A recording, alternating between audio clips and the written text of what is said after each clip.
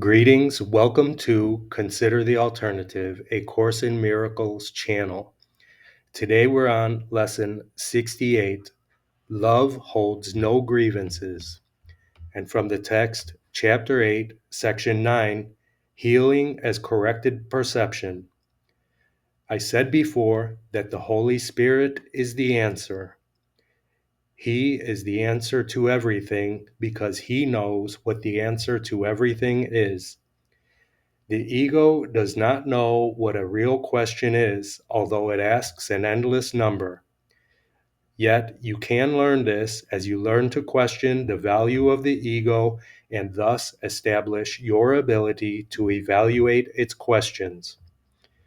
When the ego tempts you to sickness, do not ask the Holy Spirit to heal the body, for this would merely be to accept the ego's belief that the body is the proper aim of healing. Ask rather that the Holy Spirit teach you the right perception of the body, for perception alone can be distorted. Only perception can be sick, because only perception can be wrong. Wrong perception is the wish that things be as they are not. The reality of everything is totally harmless because total harmlessness is the condition of its reality. It is also the condition of your awareness of its reality. You do not have to seek reality. It will seek you and find you when you meet its conditions. Its conditions are part of what it is, and this part only is up to you. The rest is of itself. You need do so little because your little part is so powerful that it will bring the whole to you. Accept then your little part and let the whole be yours. Wholeness heals because it is of the mind. All forms of sickness, even unto death, are physical expressions of the fear of awakening. They are attempts to reinforce sleeping out of fear of They are attempts to reinforce sleeping out of fear of waking. This is a pathetic way of trying not to see by rendering the faculties for seeing ineffectual. Rest in peace is a blessing for the living, not the dead, because rest comes from waking, not from sleeping. Sleep is withdrawing, waking is joining. Dreams are illusions of joining because they reflect the ego's distorted notions about what joining is. Yet the Holy Spirit, too, has use for sleep and can use dreams on behalf of waking if you will let him. How you wake is the sign of how you used to sleep. To whom did you give it? Under which teacher did you place it? Whenever you wake dispiritedly, it was not given to the Holy Spirit. Only when you awaken joyously have you utilized sleep according to his purpose. You can indeed be drugged by sleep if you have misused it on behalf of sickness. Sleep is no more a form of death than death is a form of unconsciousness. Complete unconsciousness is impossible. You can rest in peace only because you are awake. Healing is release from the fear of waking and the substitution of the decision to wake. The decision to wake is the reflection of the will to love, since all healing involves replacing fear with love. The Holy Spirit cannot distinguish among degrees of error, for if he taught that one form of sickness is more serious than another, he would be teaching that one error can be more real than another. His function is to distinguish only between the false and true, replacing the false with the true. The ego, which always wants to weaken the mind, tries to separate it from the body in an attempt to destroy it. Yet the ego actually believes that it is protecting it. This is because the ego believes that mind is dangerous and that to make mindless is to heal. But to make mindless is impossible, since it would mean to make nothing out of what God created. The ego despises weakness, even though it makes every effort to induce it. The ego wants only what it hates. To the ego, this is perfectly sensible. Believing in the power of attack, the ego wants attack. The Bible enjoins you to be perfect, to heal all errors, to take no thought of the body as separate, and to accomplish all things in my name.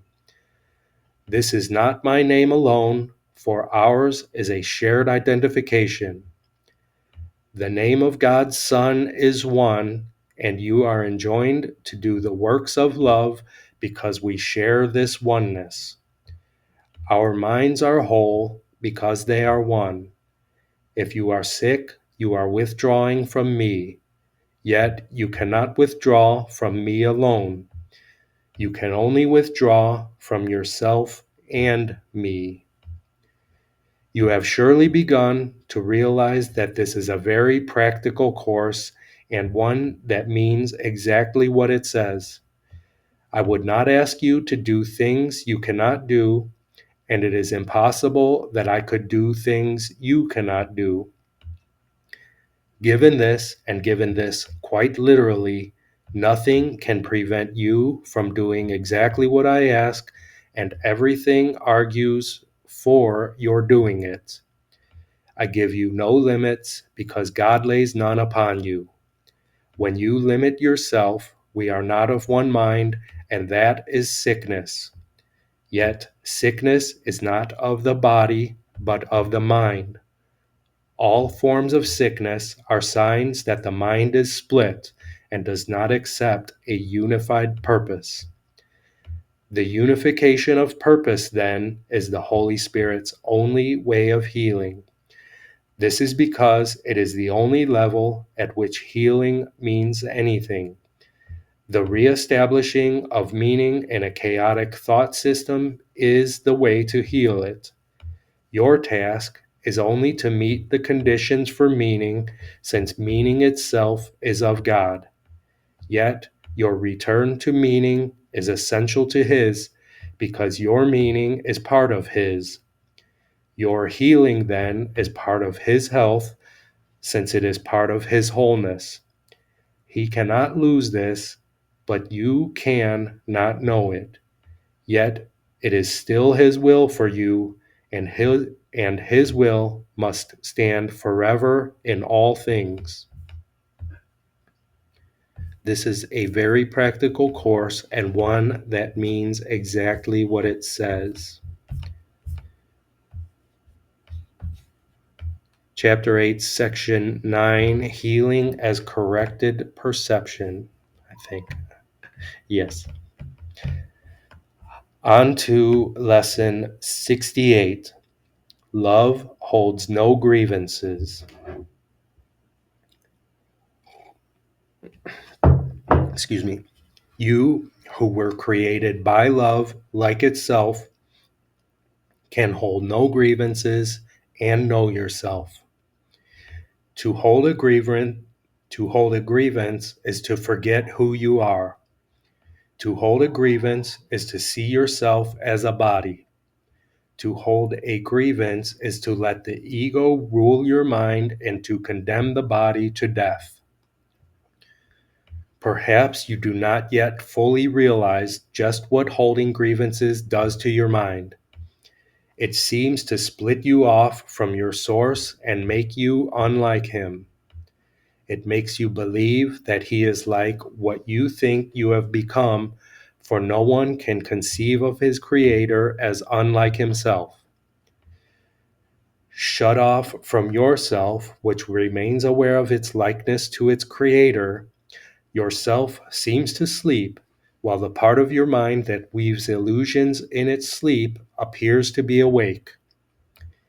Can all this arise from holding grievances?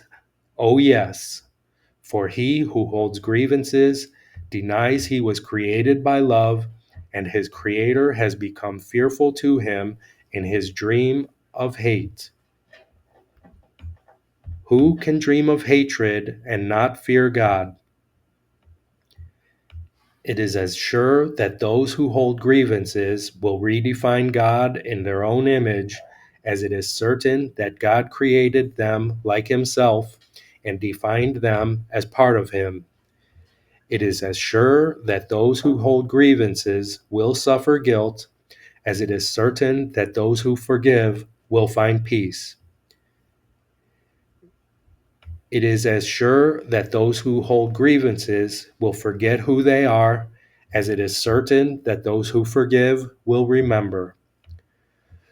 Would you not be willing to relinquish your grievances if you believed all this were so? Perhaps you do not think you can let your grievances go. That, however, is simply a matter of motivation. Today, we will try to find out how you would feel without them. If you succeed even by ever so little, there will never be a problem in motivation ever again. Begin today's extended practice period by searching your mind for those against whom you hold what you regard as major grievances. Some of these will be quite easy to find.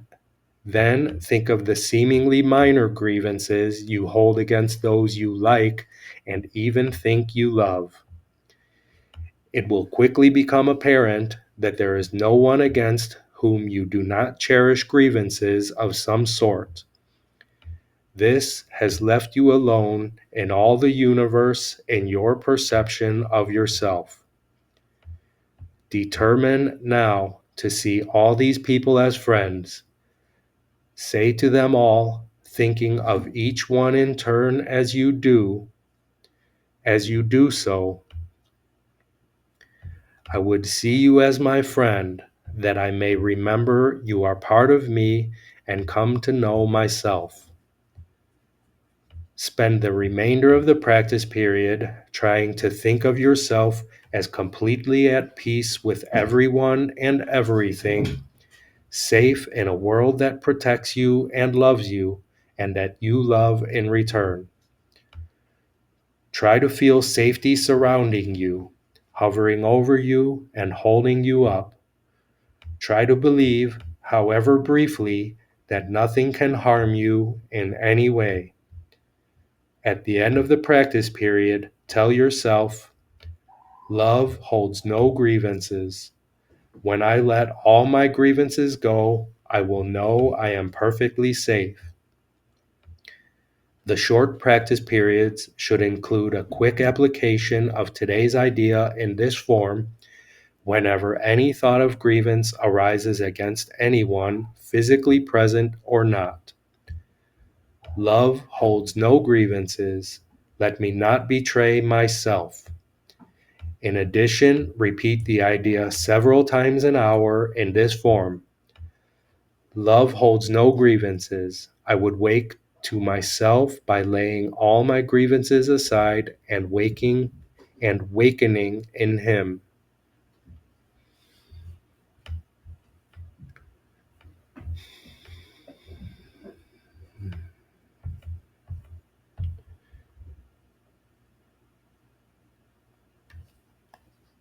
The latter part of the practice period, where you try to think of yourself as completely at peace with everyone and everything, safe in a world that protects you and loves you, and that you love in return, is very important.